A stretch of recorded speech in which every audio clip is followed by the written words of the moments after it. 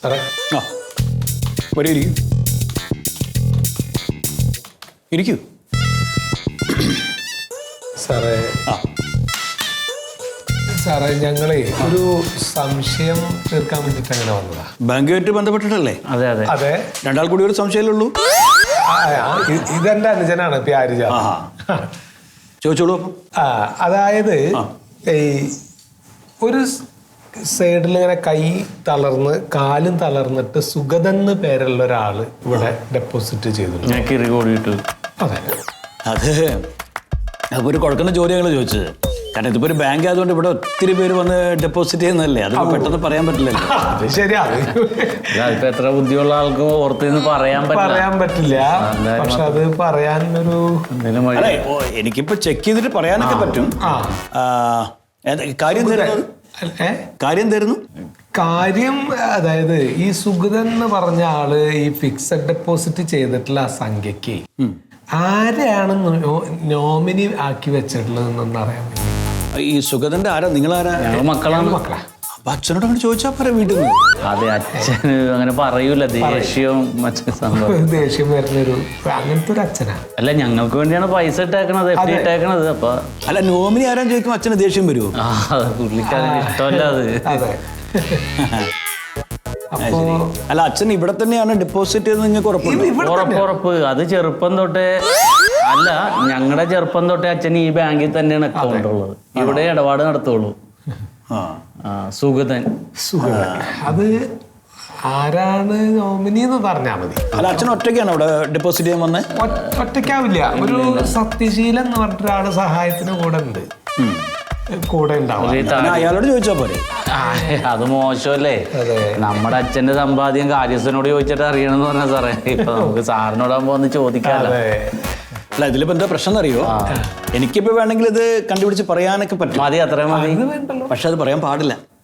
അതാണ് ബാങ്കിന്റെ റൂള്. ഇവിടെ ഒരാൾ ഫിക്സഡ് ഡെപ്പോസിറ്റ് ചെയ്തിട്ടുണ്ടെങ്കിൽ അയാൾ എത്ര രൂപയാണ് ഫിക്സഡ് ഡെപ്പോസിറ്റ് ചെയ്തത്, നോമിനി ആരാണെന്നൊന്നും മൂന്നാമതൊരാളോട് ഞങ്ങൾ പറയാൻ പാടില്ല. അത് അങ്ങനെയല്ല, ഞങ്ങള് മക്കളാണല്ലോ. മക്കളായിട്ട് ഇനിയിപ്പോൾ ഇന്ത്യൻ പ്രസിഡന്റ് വന്നാലും ഞങ്ങൾക്കത് പറഞ്ഞു കൊടുക്കാൻ പാടില്ല. അതാ നിയമം. അത് ഞങ്ങളുടെ കസ്റ്റമർ, അതായത് ഡെപ്പോസിറ്റ് ചെയ്ത ആളും ഞങ്ങൾ ബാങ്കും മാത്രം അറിയുന്ന ഒരു കാര്യം. നമ്മളത് പുറത്തൊന്നും പറയൂല. അല്ല സാറേ, അത് ഇതിപ്പോ റൂൾസ് ആണല്ലോ. അതെ. അപ്പൊ ആ റൂൾസ് എന്നുള്ള നിലയ്ക്ക് ഇത് സാറ് പുറത്ത് പറയാൻ പാടില്ല എന്നുള്ളത് ഞങ്ങൾക്ക് അറിയാം. അത് പറയണ്ട, സ്വകാര്യമായിട്ടൊന്നും പറഞ്ഞു. അതെ, രണ്ടാളൊന്ന് പുറത്തേക്ക് നോക്കൂ. എനിക്ക് വേറെ പണിയുണ്ട്. അവിടെ നിന്ന് പറഞ്ഞു തരാനാ. സത്യശീലനല്ല. ഹലോ, എന്താടാ സാറേ? എന്തെങ്കിലും ആണോ? എന്ത് കാശെടുത്താ? ശീലേട്ടാ, അച്ഛൻ പോയിന്ന്. എവിടേക്ക്? ആരോട് ചോദിക്കാതെ കാശും കൊണ്ടുപോയോ? അച്ഛൻ മരിച്ചെന്ന്. സത്യശീലനെ വിളിച്ചത്. സാറേ, അച്ഛൻ മരിച്ചു.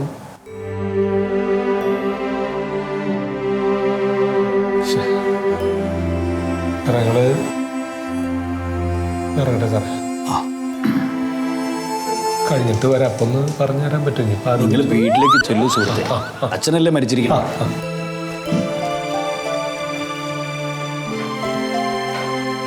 അല്ല, ഇനി വേറെ ആരോടും താങ്കൾ ചെല്ലു, പറഞ്ഞേക്കൂ.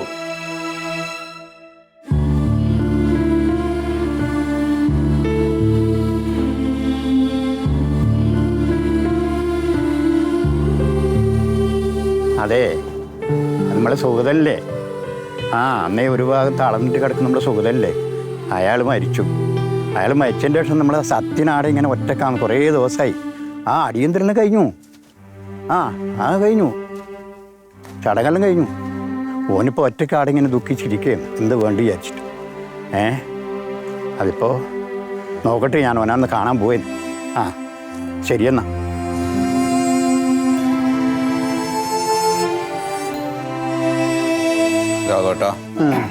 നീ ഇങ്ങനെ ഇരുന്നിട്ടെന്ന് കണ്ട് പോയവർ പോയി. എന്നാൽ അവർ ഇത്ര പെട്ടെന്ന് മരിച്ചു പോകുമെന്ന് ഞാൻ വിചാരിച്ചില്ല. ഒന്നും മനുഷ്യൻ്റെ കാര്യം പറഞ്ഞിട്ട് കാര്യമില്ല. ആരാ പോകുന്നു ആരാ വരുന്നൊന്നും പറയാൻ കഴിയില്ല.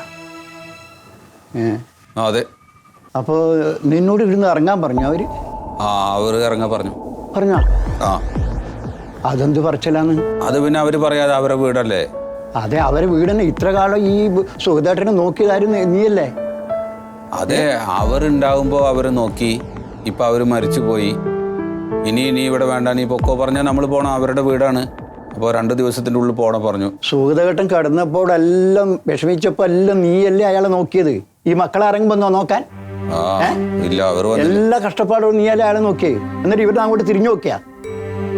അപ്പൊ നീ ഉടനെ ഇറങ്ങണം എന്ന് പറയുന്നത് എന്ത് ന്യായം? അവരെ വീടല്ലേ, അപ്പൊ അവർ പറഞ്ഞാൽ നമ്മൾ ഇറങ്ങണം. നീ പിന്നെ അങ്ങോട്ടാ പോണ്ട്? എവിടേക്ക് അവര് പോണം? നീ പണി നോക്കണം, ഒരു പണി. എന്തിനീ? അല്ല, എന്തെങ്കിലും ഒരു പണി വേണ്ടേ ജീവിക്കുക? അത് നോക്കണം, പുറത്ത് പോയി നോക്കണം.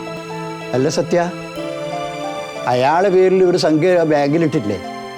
അതിന്റെ നോമിനി നിന്നെയല്ലേ കൊടുത്തിനി? അതെനക്കറിയാം. അയാളെ പേരിൽ ഒരു സംഖ്യ ഇട്ടിട്ടുണ്ട് ബാങ്കിൽ. അതിന്റെ നോമിനി നിന്നെയാന്ന് കൊടുത്തിന് എനക്കറിയാം. അതിന് അതിന്റെ കടലാസനം കൊണ്ട് നമ്മൾ പോണം ബാങ്കിൽ. പോയാ നിനക്ക് പൈസ എടുക്കാം. എന്നിട്ട് നീ ഒരു എന്തെങ്കിലും ജീവിതമാർഗം അതിനെ കൊണ്ട് കാണാം.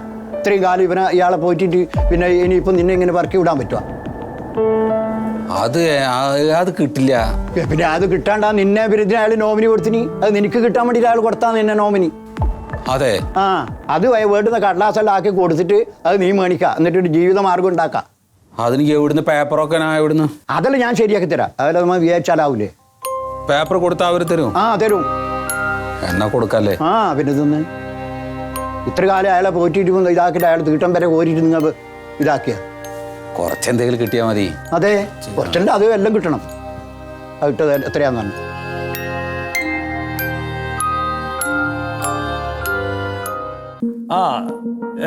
ശരത്തേ, ഞാനത് പരിശോധിച്ചു. അപ്പോൾ അതിലൊരു 49,000 ഒരു വ്യത്യാസം കാണുന്നുണ്ട്. 49,000. അതെന്താണെന്ന് അറിയണം എനിക്ക്. അത് നോക്കിയിട്ടൊന്ന് പെട്ടെന്ന് പറഞ്ഞു തരൂ കേട്ടോ. അതിവിടെ അതാണ്. അതാ ബിന്ദു നോക്കിയിട്ട് പറഞ്ഞു. അപ്പോഴാണ് ഞാനും നോട്ട് ചെയ്തത്. അത് നോക്കണം. ഓക്കെ, ശരി, വിളിക്കാം. ഞാൻ വിളിക്കാം. കാര്യം പറയൂ സാറേ. ഇതിനിടെ മരിച്ചുപോയ സൂതൻ സാർ എന്നാൾ പേരിൽ ഒരു 8 ലക്ഷം ഉറുപ്പ്യ നിക്ഷേപിച്ചിട്ടുണ്ട് ഈ അടുത്ത്. അപ്പം അതിൻ്റെ നോമിനി കൊടുത്തിന് ഈ സത്യശീലനാണ്. എനിക്ക് ഓർമ്മയുണ്ടല്ലോ, നിങ്ങൾ എല്ലാവരും കൂടി ഇവിടെ വന്നില്ലേ? 2 പേര് കൂടി വന്നിട്ട്. അതിൻ്റെ ഡെത്ത് സർട്ടിഫിക്കറ്റ് കയ്യിലുണ്ടോ? എല്ലാം ഉണ്ട് സാറേ. തരൂ.